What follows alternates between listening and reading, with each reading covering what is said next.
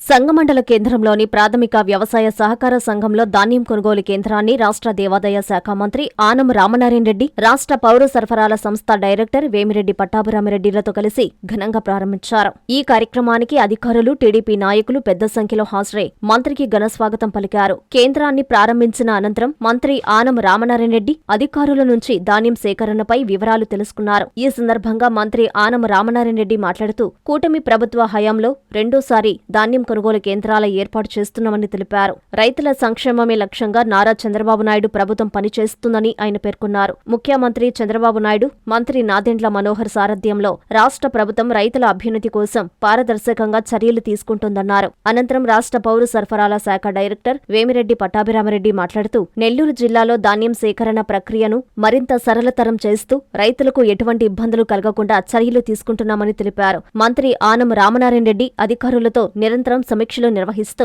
ధాన్యం సేకరణలో ఎటువంటి జాప్యం లేకుండా చూడాలని ఆదేశించినట్లు డైరెక్టర్ తెలిపారు. ఈ కార్యక్రమంలో బీజేపీ జిల్లా నాయకులు Karnati Anjaneyulu Reddy, RDO Pavani, civil supply అధికారులు, టీడీపీ నాయకులు, రైతులు పాల్గొన్నారు.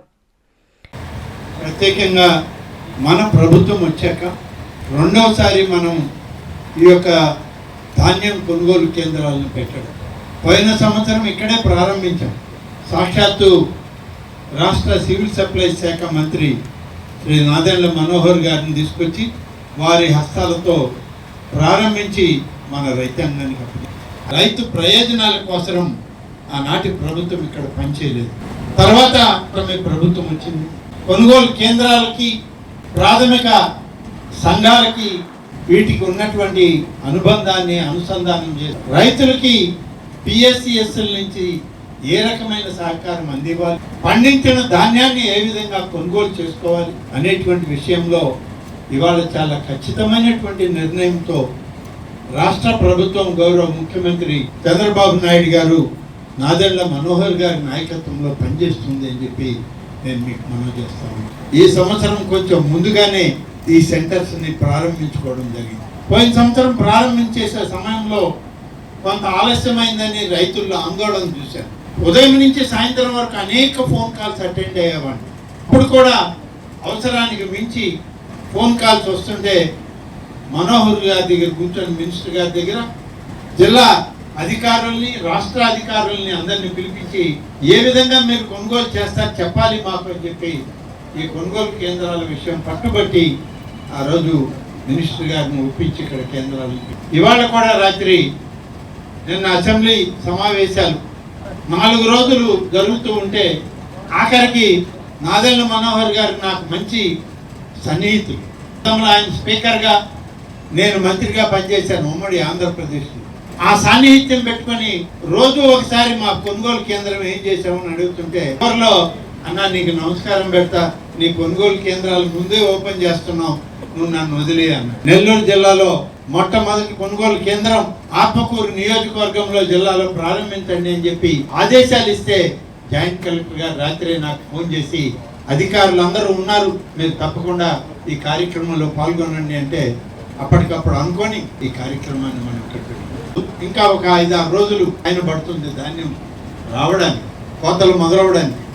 అయినా ఇప్పటి నుంచి అధికార యంత్రాంగం సమాయత్తమైంది. అక్కడికక్కడ రైతాంగానికి సహకరించడానికి అనేక మంది వ్యవసాయ శాఖ అధికారులు, సివిల్ సప్లైస్ కార్పొరేషన్ అందరూ కూడా ఇవాళ పనిచేస్తూ ఉంటారు.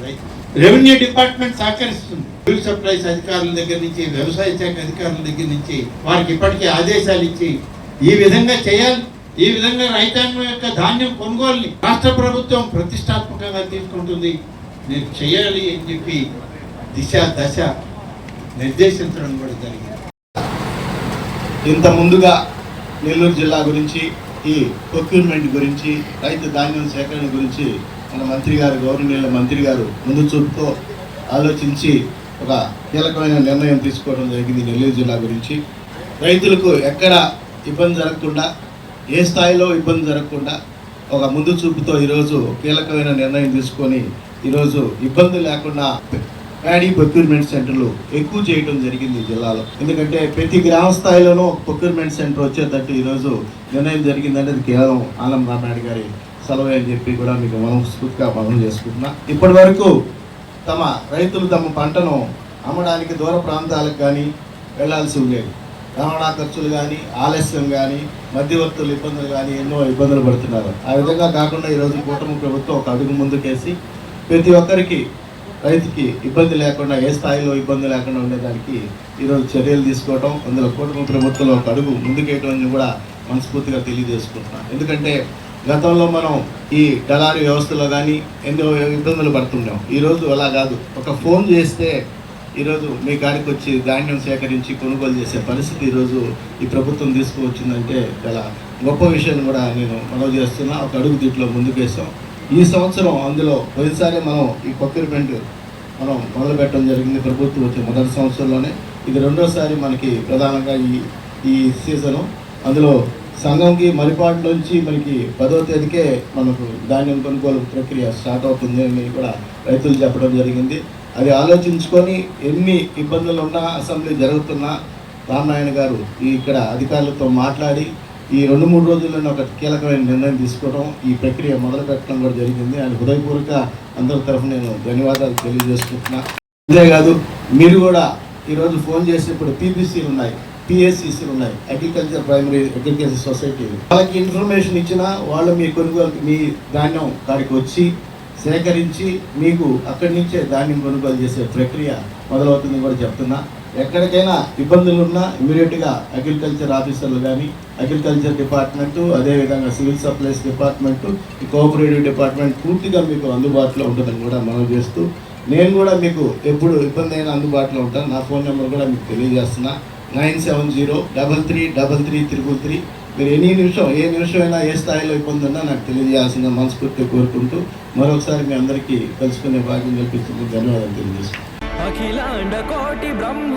శ్రీ తల్పగిరి రంగనాథ స్వామి దేవస్థానం, రంగనాయకులపేట, నెల్లూరు. బ్రహ్మోత్సవ ఆహ్వానము ఫిబ్రవరి 26వ తేదీ నుండి మార్చి 8వ తేదీ వరకు. ఫిబ్రవరి 26వ తేదీ సాయంత్రం 5:30 అంకురార్పణ, మార్చి 2వ తేదీ రాత్రి 9 గంటలకు హనుమంత సేవ, 3వ తేదీ రాత్రి 10 గంటలకు బంగారు గరుడ సేవ, 4వ తేదీ సాయంత్రం 7 గంటలకు కళ్యాణోత్సవం, 5వ తేదీ ఉదయం 8:30 రథోత్సవం తిరుత్తేరు, 6వ తేదీ సాయంత్రం 6:30 తెప్పోత్సవం జరుగును.